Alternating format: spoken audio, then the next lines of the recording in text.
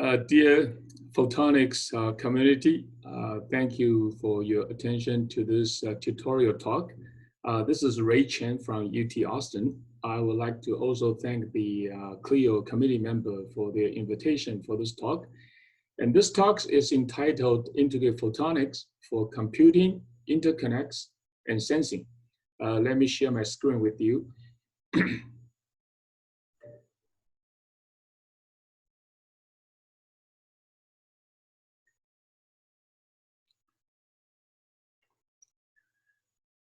For the next 50+ minutes, I will make a tutorial talk in this topic.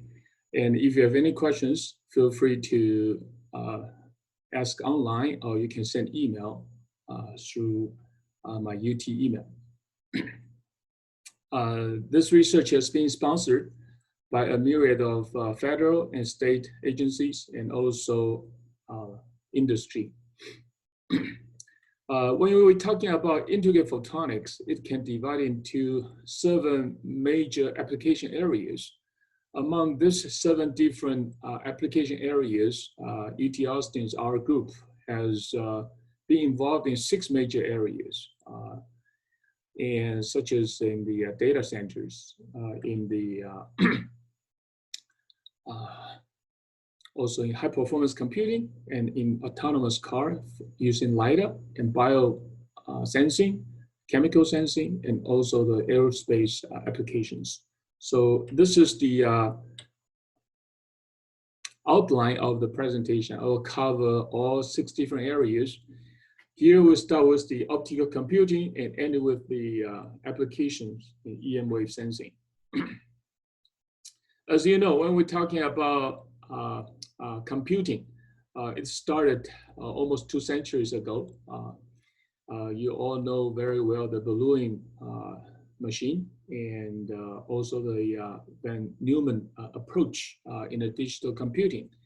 And the realization of the hardware in the silicon CMOS really facilitate this process after the Second World War. Until now, we can really see the accumulation, a lot of knowledge and wisdom from the previous generations of researchers, and we can really come up to the civilization we have at this stage. And when we're talking about optical computing, it can generally speaking divide into 2 main areas. One is in digital computing, the other one is in analog computing. Of course, whenever we're talking about using photonics method, it's mainly due to the bottleneck that Moore's law eventually going to encounter, which we experienced that already. So in digital computing, basically we try to replace electronics with digital 0 and 1 to do the computation. So we have a device, and then we have a gate design, various optical gates, and then we build a circuit from the circuits, and then we can build a system demonstration. On the analog side, it's mainly in the optical neural networks. Again, we use the devices, structures, and then we build out the different neural network architectures, and then eventually we do the training and do the system demonstrations. So for both analog and digital computation, the PDK people used are very similar. So in other words, it is really the software and also the input electrical signal determine the usage, either in the optical domain is digital or analog. We have an ongoing MURI project, which involving 5 universities. And in this program, it involved not only optical interconnects, but also try to do the digital and analog optical computing. In other words, you'll not only see WDM-based interconnects, but also you're going to see the optical computing part, okay? And of course, the interface with memory still is electronics and photonics. Because up to this point, there's no reliable optical memory in the context of industry usage. So this is actually a a mapping of IBM Power 8 microprocessor flow plane. Basically, this tells you the discrete component of the electronics. You can see many modules inside, including instruction sequencing unit, instruction fetch units, load store units, etc.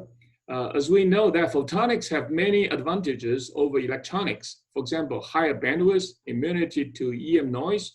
So what we want to do is to replace the electronic parts here using the photonic counterparts, especially in computing and in interconnects. So here we are trying to replace the fixed point units, which has adder, shifter, multipliers in the module, as well as the decimal floating point unit. The interconnects shown here between these modules could also be replaced by optical ones, further to increase the bandwidth. So you can see various components we try to replace using the optical computing and interconnects. So why people interested in optical interconnects? In other words, if everything can be realized using electronic means, there's no need to replace that with electronics. Okay, the reason is latency and power consumption. Those are the two major issues of concerns. As you know, the transmission line propagating speed is slowed down when you have a loading effect. So the optical transmission line is only divided by the effective index of the waveguide, which is a constant no matter how much loading you put along the optical transmission line. So generally speaking, the optical transmission line is almost 10 times or even higher, faster than the electronics transmission lines, as you can see in this cartoon. And also the latency of electronic full adder is much larger than the latency of the full optical full adder, okay?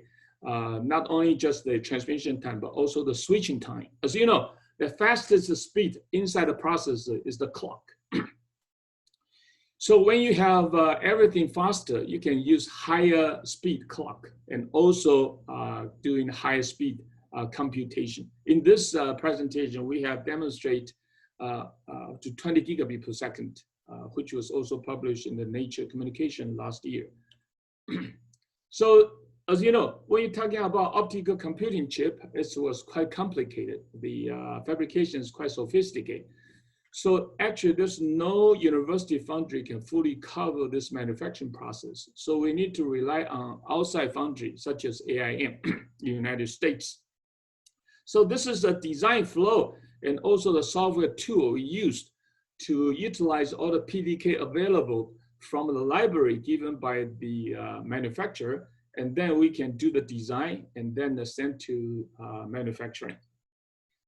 Of course, in order to build a whole computation system, you need to have all the needed optical logic gates and also the needed adding and all the multiplication functions.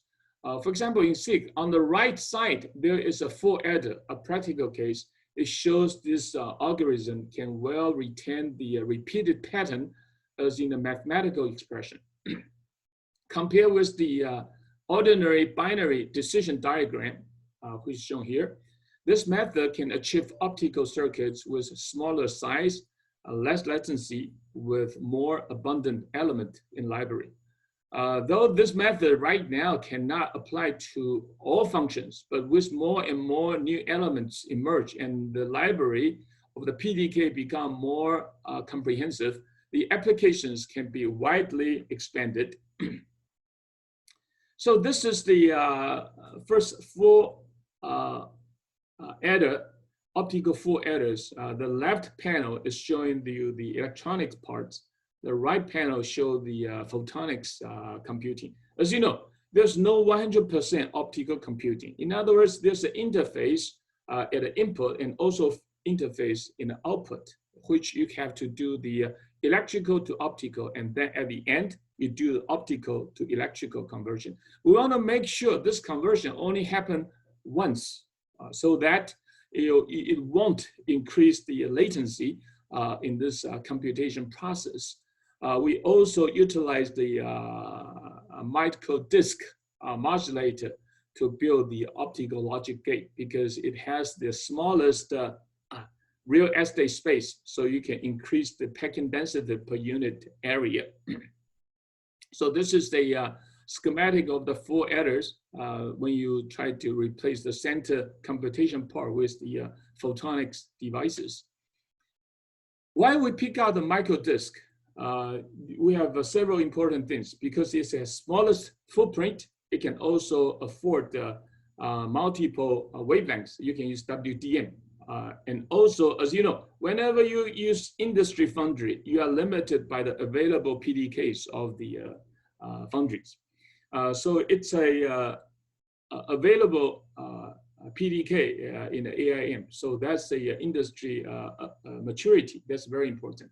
Of course, the other system-related issue is the insertion loss, extinction ratio, and also the energy consumptions. It turns out, compared to MZI, absorption waveguide modulator, microring, and microdisc has the smallest insertion loss, has the decent extinction ratio. As you know, you need to compromise the Q in order to get a higher speed.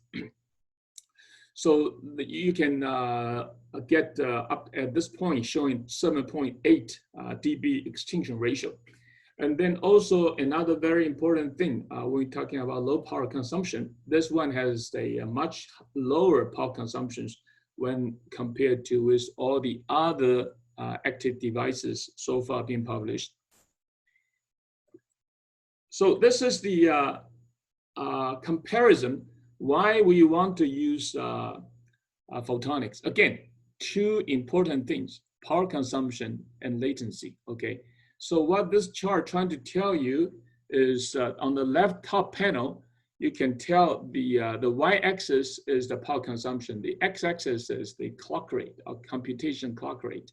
You can tell when the clock rate getting higher and higher, the advantage of photonics getting clearer and clearer because this is a straight linear functions. As you know, the power consumption of the transmission line in photonics doesn't change with frequency, but that's not the case for electronics. You have a dielectric constant loss, you have the transmission line loss, both are highly frequency dependent. So that's why you can see the F squared and F to the third trend in these curves. So that's the power consumption advantage when you go to higher clock rate. The other one at the bottom panel is showing you the latency. As you can tell, the latency of electronics is getting higher and higher, but while the increase of the latency with respect to photonics is much lower. So these are the 2 important driving force for this demonstration. As you know, as I mentioned already, because of the sophistication of the chip for this specific device, we need altogether 24 masks. Okay, I don't think any university foundry can handle the level of complexity in this scenario. So we need to get the outside foundry to do the service. So this is the fabrication details regarding the service foundry we used. Okay, so this is the AIM chips fabricated. As you know, this is part of the so-called multi-wafer project people used in the community. They can use this to do the large number of projects together in a, say, 8-inch or 10-inch wafer.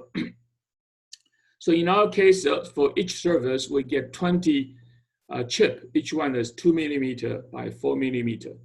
And this is actually the top view of the whole chip. We have 2-bit full adder, we have 4-bit full adder, and also we have the testing area. So these are the microscope pictures of various fully integrated photonic devices. As you know, other than lasers, up to this point, silicon still refused to lace. When I say laser, I mean real lacing. Okay, it's not a very poor quantum efficiency. That's what happened up to this point. So what we have done is almost all the devices can be monolithically integrated other than the lasers. So you can see this, you have micro disc modulator, you have the waveguide crossing, You have the photodetector, silicon germanium photodetectors. You have the phase shifter. You have the grating coupler, and also you have the waveguide splitter, as shown in this microscope pictures. And then we do the 4-bit computation, full adder computations. We demonstrate 10 gigabit per second, 20 gigabit per second, and the right bottom panel showing you the truth table of this whole computation process. Okay, so the center figure showing you how the chips look like. As you can tell, this the bit error rate is quite good because all the 1010 reflects in the real bottom line of this computation process, which match quite well with the truth table. Again, the input and output, we only have one stage of electrical to optical and then optical back to electrical to read out. So in the process, we don't do any OEEO conversion. So this will minimize latencies. Another very interesting, as you know, when people talking about optical computing, one is digital computing. Okay, the other one is to really abandon the 0101 digital and using the full advantage of photonics.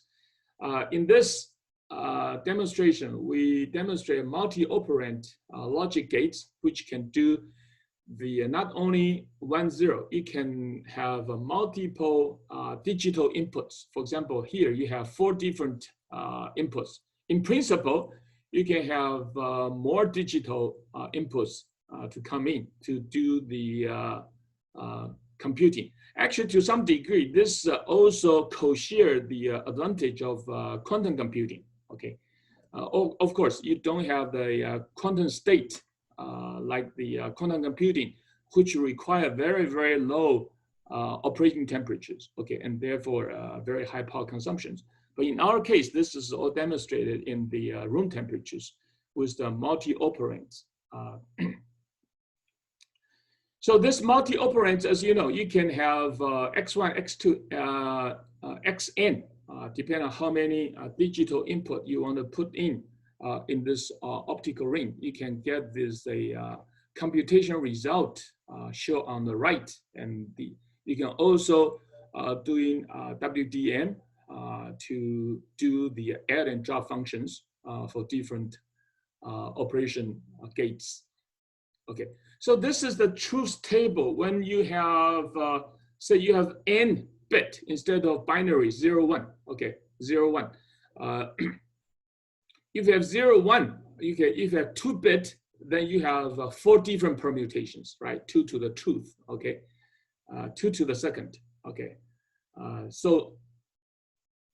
But in this, when you have n operand, this eventually will give you a much bigger computation capability each time. So this is actually the truth table whenever you want to have the computation results. As you can say, this can really speed up the computation because of the each time you have much more information can be computed.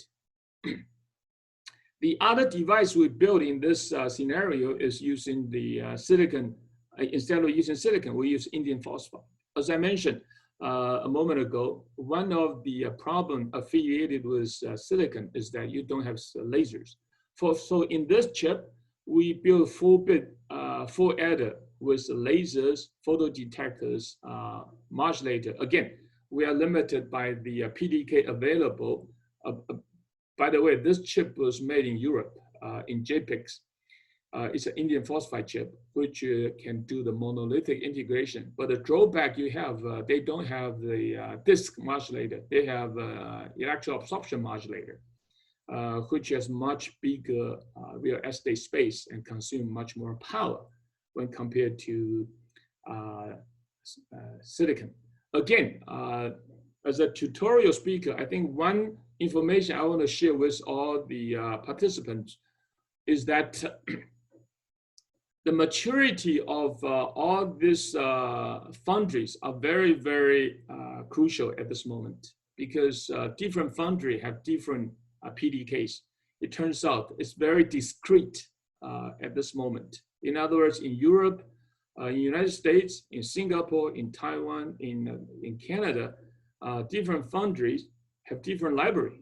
And if you are not in their library for the devices you want, then the library cannot be used and the foundry service cannot really serve you. So that's really the limitation we encounter at this moment. So as I mentioned, you not only have full adder, you need to also have encoder, decoder, and shifter and comparators in order to do the computing together.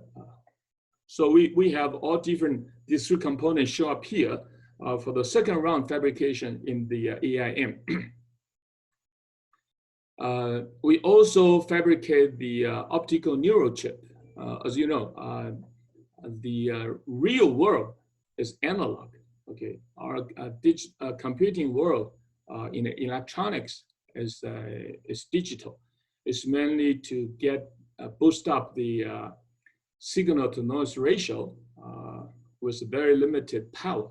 But in your neural network, it's really as an analog scenario. In other words, we have intensity of phase perturbation continuously as a function of space. So that's how our neuron functions. You have various kinds of optical neural networks.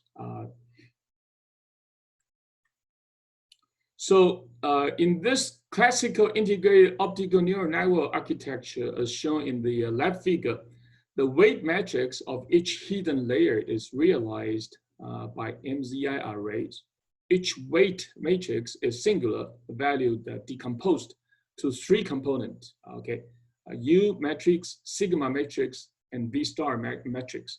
U and V stars are the unitary matrices, which are implemented by connecting the 2x2 MZI, Mach-Zehnder interferometers, into a triangular array.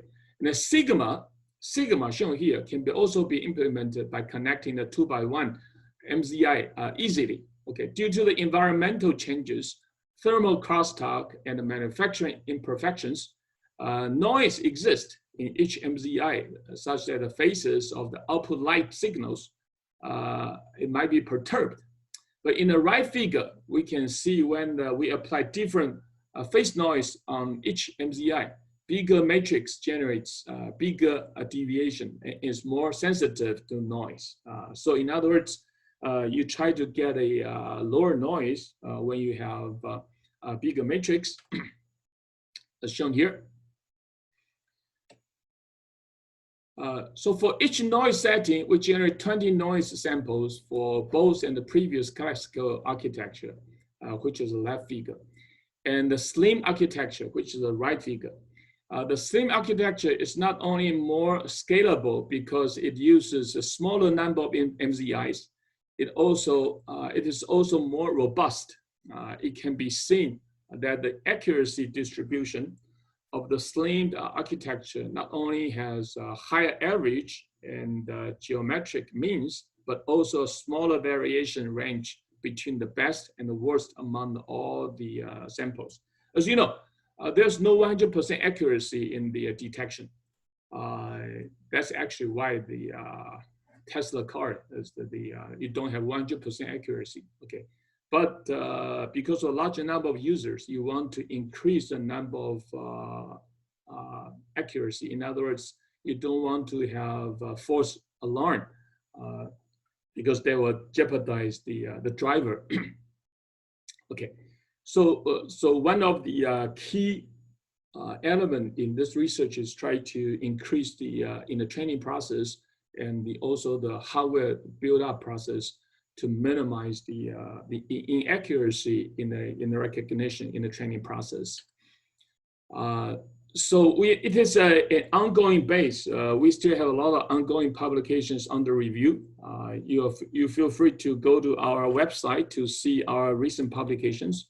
Next one, I want to go quickly to the integrated photonics for modulators and the low loss optical interconnects. This is a silicon photonics using polymer modulator. Again, this is a silicon hybrid approach because silicon doesn't have Chi2. So in order to minimize the power consumption, you use carrier injection using p-n junction. It consumes much more power than the EO polymer. So in other words, we infiltrate this slots with EO polymer, which has very high gamma 33 value.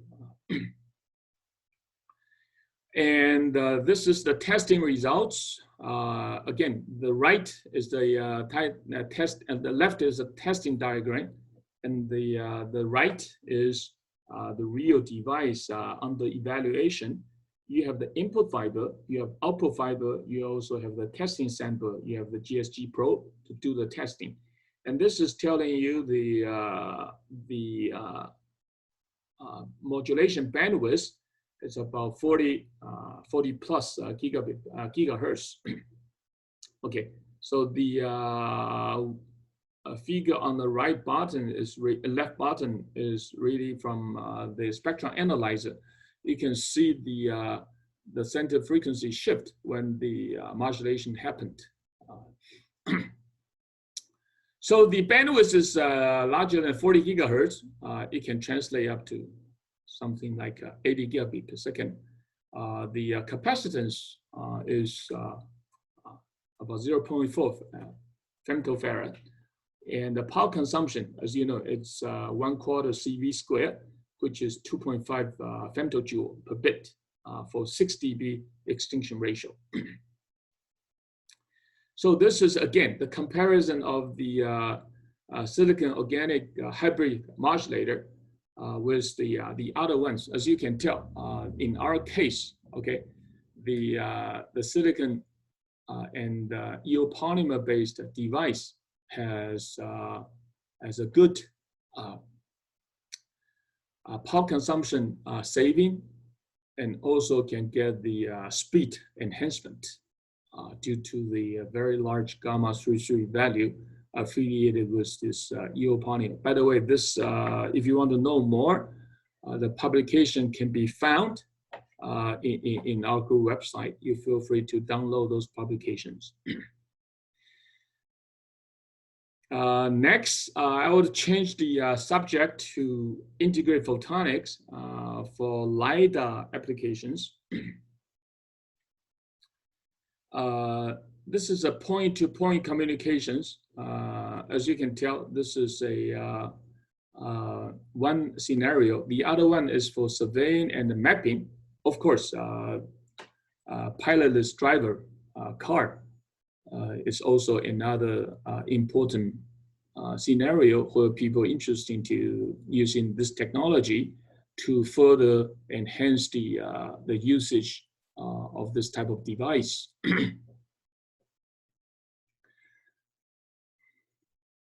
So the first type of device we built is really on a 1.55 micron. This is actually an optical phase array on the silicon, but the grating area, we are using the polysilicon to do the overlay to generate the index perturbation where you need it in order to build a high efficiency grating. To do a real steering, you need not only the azimuthal direction, you also need to have elevation directions where you can really do the free space steering covering all the directions. So this is the first device we built, which has one input grating coupler, and you have by cascaded 1x2 MMI, and also 16 thermal optical phase shifter. And then you go to the straight waveguide. The phase shifter, because of the speed needed for steering, is in the kilohertz region. So it is perfect match with a thermal optical switch. The the straight waveguide afterwards, and then you can have an output grating, which is the polysilicon overlay. So this movie showing you the steering result we observed from minus 15 degree to 15 degree, from 5 degree to 30 degree in the phi and theta. In other words, the azimuthal and also the elevation directions. One very important thing, which is the advantage of integrated photonics, is that because of the closeness of the emitting element, which is a single mode waveguide, you can have only one major peak. Okay, that's not the case for the conventional approach, because conventional approach has much larger pixels to pixel spacing. So you have the so-called flyback effects. In other words, you have many multiple peaks, okay, but actually only one peak is what you want. So the advantage of photonics, integrated photonics, is you only have one peak. But the disadvantage is the total power is limited by the waveguide arrays, which is single mode. As you know, it has to be single mode in order to generate the interference pattern.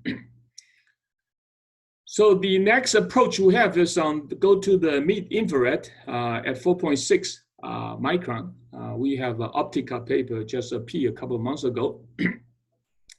In other words, you have the QCL lasers, and then you go to the phase shifter region, and then you have the grating emitter, where you can generate the steering effect. Again, still using the thermo-optical in one direction, and also you can use different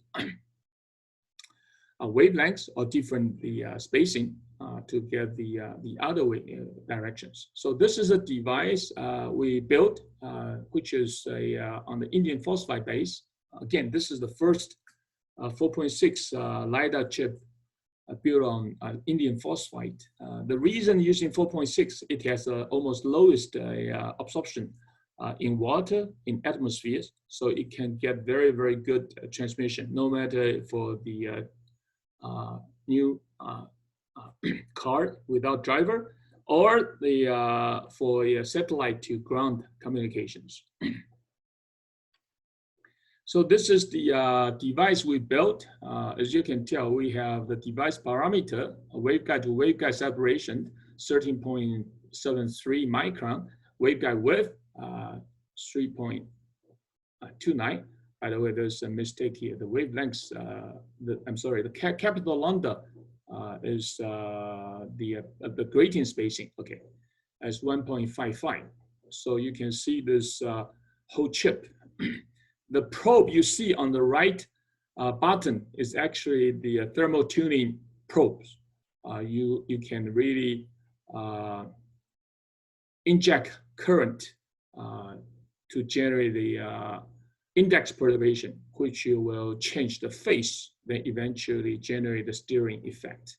Okay, first of all, you need to want to know what is the characteristics of this thermo-optical effect. So we built a testing area with a Mach-Zehnder modulator to see the effects of the current injection. So this is our setup. You can see the OPA. You can have, say, the phase shifter controls. We have mid-IR camera. You also see the QCL. So this is actually what we observed from 0 degree to 9.6 degree and 4.8 degree. By the way, this can be continuously tuned. Okay. So the maximum steering angle in the phi direction is 19.2 degree. This is actually the elevation angle of the different grating period. Okay, grating spacing. In other words, using different grating, you can pick up different steering angle in the elevation directions. So this is the grating width with 3 micron, then the grating spacing with the 4 micron. As you can tell, the steering angle are shifted. Okay, so this is the elevation angle versus the wavelengths. This is the phase matching equation. Basically, it comes out from the momentum and energy conservation. where you can get this angle tilt, either discretely or continuously, depending on how large a deviation each time you want. Okay, let's move the subject to another very, very important topic, which is the biosensing area and also the spectroscopy area. As you know, the building platform we use is a photonic crystal. Okay, photonic crystal actually is a periodic structure of index, and as you know, that index perturbation generates a very interesting phenomenon, namely light can be guided in a low index region. Okay, that's the beauty of photonic crystal. Basically,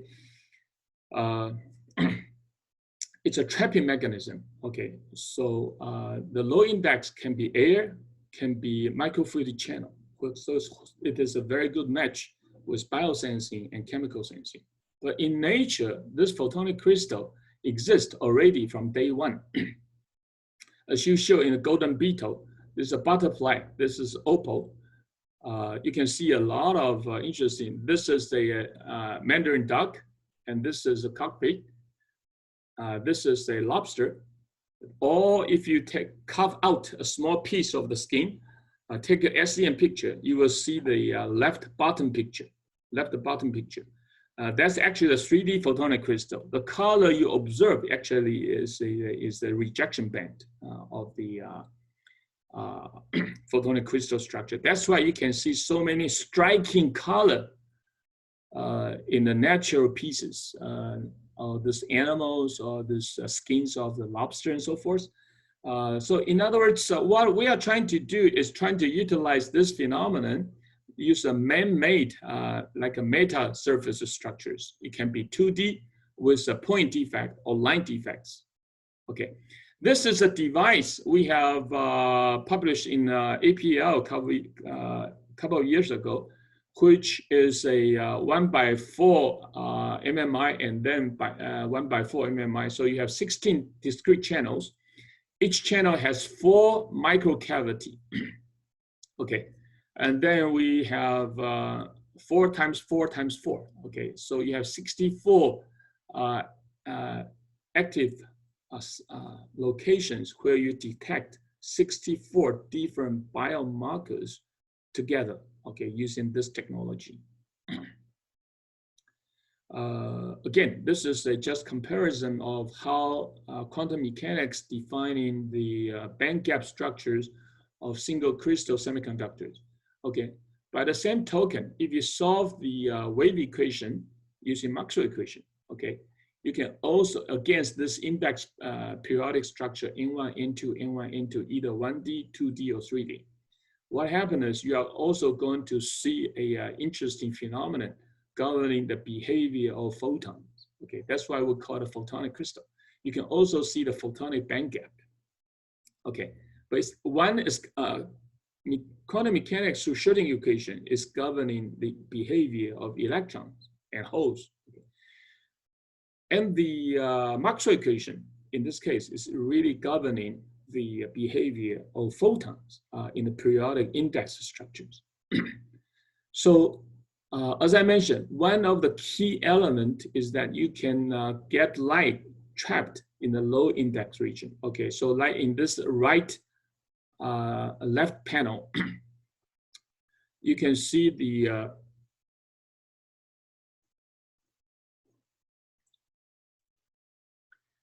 photonic crystal cavity and a photonic crystal waveguide. Okay, that cavity have a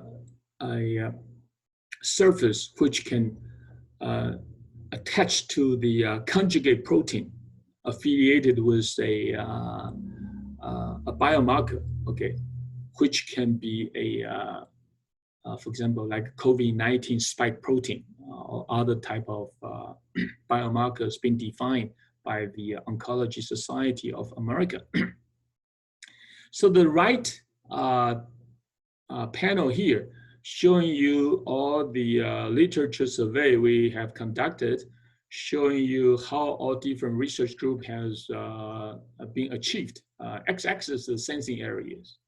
the y-axis, minimum detectability. In other words, our approach with the research group at UT Austin and Omega Optics, we can achieve the lowest sensing, almost the lowest sensing area with the lowest concentration that you can detect, which is very important for early detections of any diseases, including various kinds of cancers. Okay, so this is a biochip preparation and detection procedures. Basically, through the silicon foundry, you can fabricate the photonic crystal-based sensing device. And then you need to do the surface functionalization, where you can let the probe protein to be attached. Okay, this probe protein many times is the antibody affiliated with certain biomarkers, which is the marker defining a different kind of diseases or different kind of health problems. Okay, and then finally, once you have the immobilization process made, then you can put this chip in the real testing. In other words, you can let a microfluidic channel to flow the blood samples, saliva sample, urine sample, or any bioliquid carrying this biomarkers flow through the microfluidic channel. And then you can detect the probe target reaction. In other words, this will do the confirmation. Not only you have high sensitivity, you can also maintain good specificity if the conjugate pair is properly selected. Okay, so far we have biomarker detections being made for breast cancer biomarkers, lung cancer biomarkers, pancreatic cancer biomarkers, and also 3 antibiotic drugs and heavy metal attached biomarkers. This is for clean water assessment of different areas.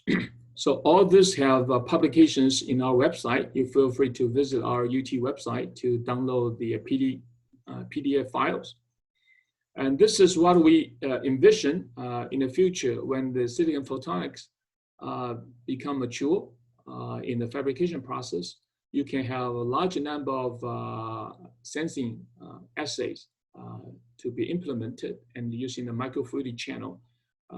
In this specific drawing, you see the blood, okay, and then you have a filter to get the serum flowing through, and then through the microfluidic channel through the active sites, and then you can see the binding events. Then eventually you will see the wavelength shift.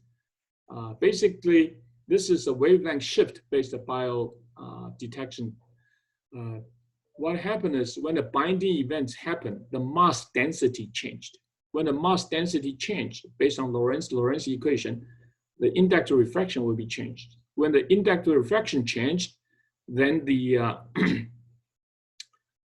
optical resonant cavity length changed. That's how the resonant wavelengths will be shifted. Okay, let me give you a very short movie here. Omega has a fully automated lab-on-chip system, which can do the biotesting with very low concentration. In this picture, you can see the syringe, the chip holder, and when it's mounted, this is fully automated. And then we mount the device. First of all, we log in as a user. And then you can, through the microfluidic channel, you can see the microfluidic channel can come in and out. The black portion at the center is the chip. And then the laser is coupled to the waveguide. And then you can scan the lasing wavelengths, cover C-band and L-band, and then come up with the resonant wavelengths and also the resonant wavelength shift when you have a biomarker binding events happen. What you are seeing right now is a data processing. Once we get all the sensing data, then we do the measurement. Everything is integrated together with a laser, photodetector, and a spectrum analyzer, all controlled by the computer, fully automated. together with the mechanical stage, which can have sub-micron accuracy in alignment, which can make sure all the binding procedure can be precisely measured and diagnosed through this process. So this chart shows you the binding, and then once you finish, you can remove the lasers and then take the chip out, which is a disposable items. We have an array of sponsors.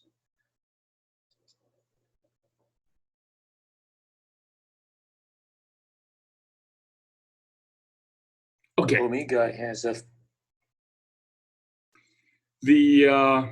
so this is actually the final system we integrated.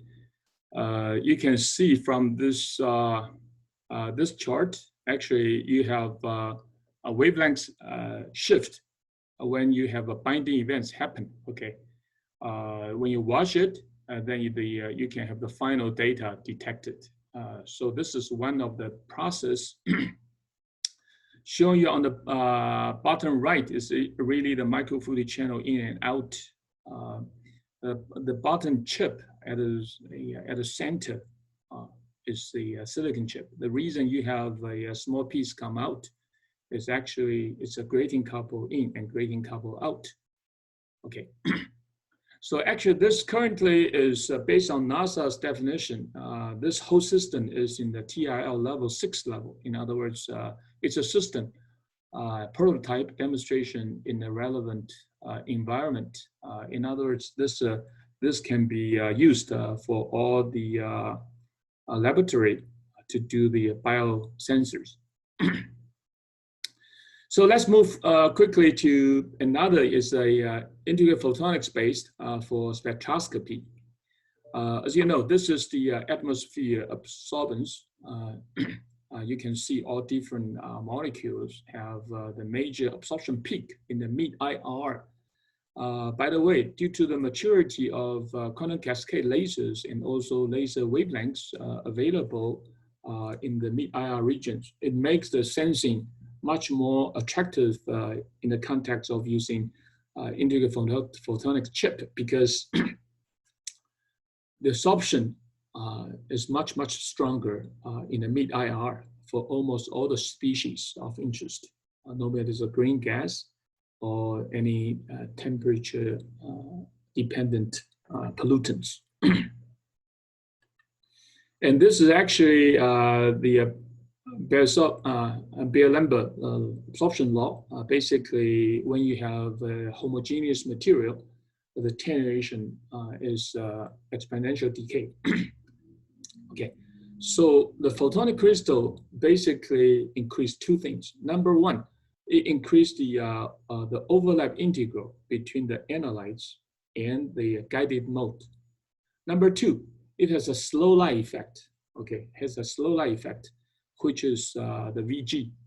Okay, so in other words, when VG becomes smaller, gamma becomes bigger. When F becomes bigger, the gamma value also becomes bigger. So in other words, for the conventional approach, it's just e to the minus alpha L. But because of photonic crystal special design and the bigger overlap integral, the gamma can be 10 or 100 times bigger or even higher than the conventional devices.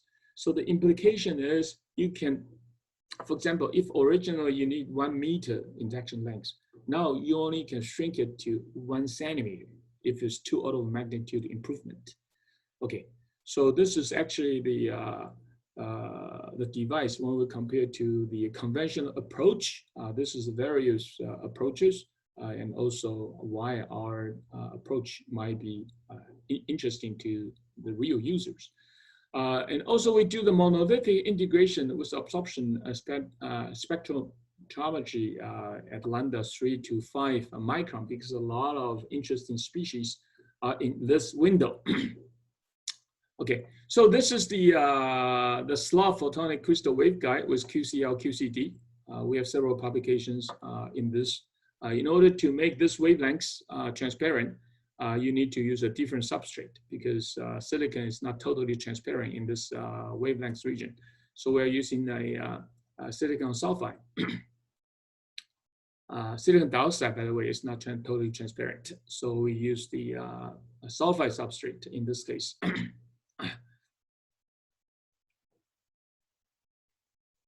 So this is actually the TEP gas sensing data we collected.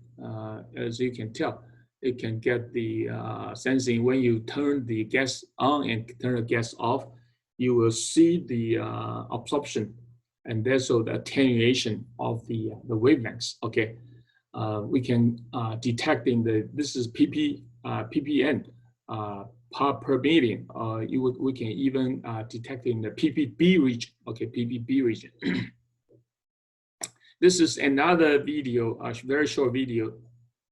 Introducing ChemSense, the first portable laser spectrometer for airborne chemical detection. Utilizing Dr. Ray Chen's lab-on-chip sensor, ChemSense provides high-fidelity chemical absorption in a mobile package. ChemSense can help save the lives of soldiers in the field and protect citizens in urban and rural environments from hazardous airborne toxins. Current technology requires bulky equipment with dedicated lab space. Our design takes these traditional devices and shrinks them into one small PCB, creating a truly portable chemical detection system. Combined with our custom-designed tunable laser driver and robust digital lock-in amplification algorithms, ChemSense provides a multi-point user interface for a wide range of needs. Users can choose to interact with the large onboard LCD touchscreen display or with a dedicated Android app via Bluetooth. An audible alarm and on-screen warning alerts users of hazardous detection in real time. Every second counts when lives are at stake. Our team is passionate about the meaningful applications for this project. We are dedicated to delivering a powerful and compact tool.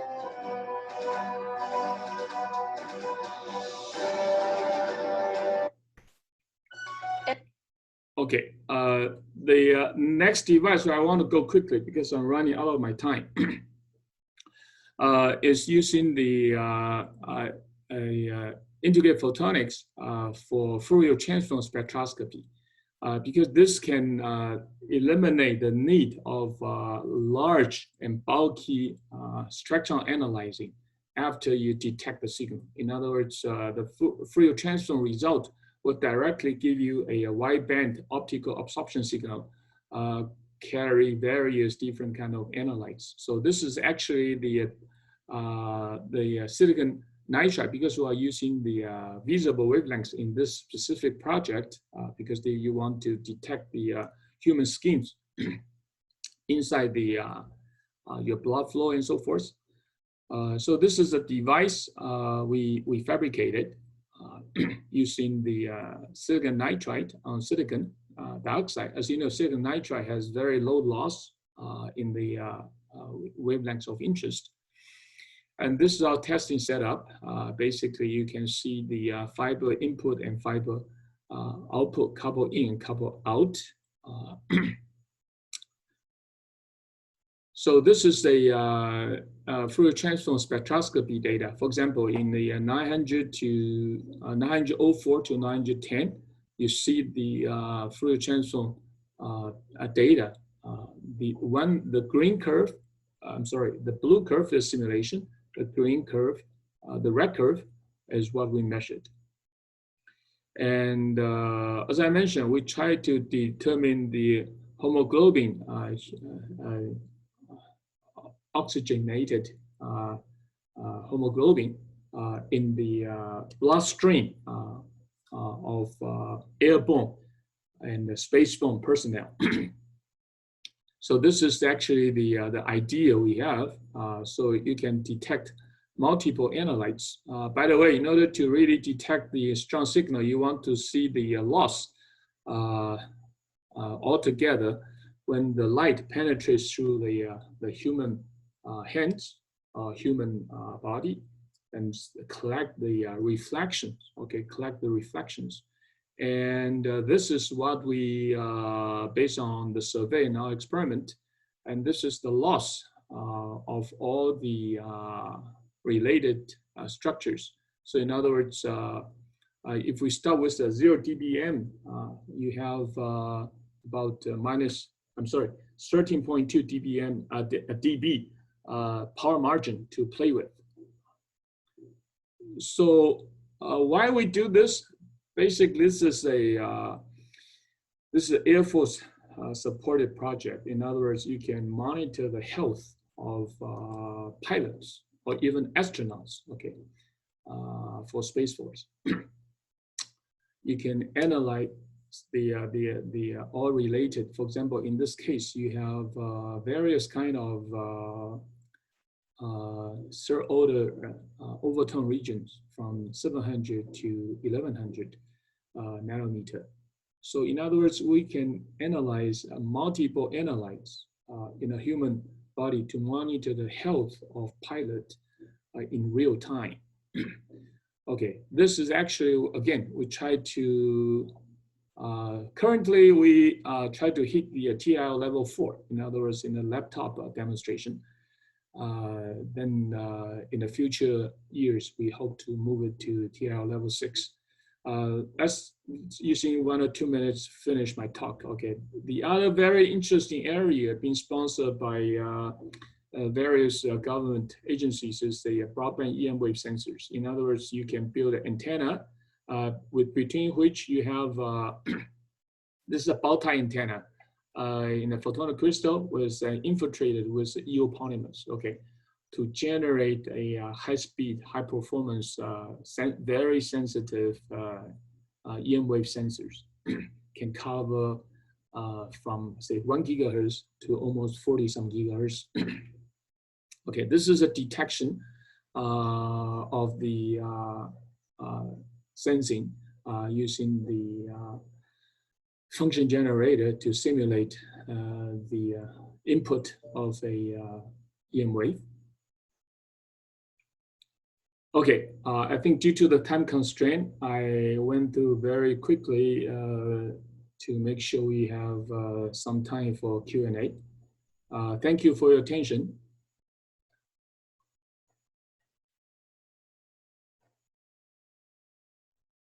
And if you have any questions, feel free to ask, or you can send me email or text message. Once again, thank you very much.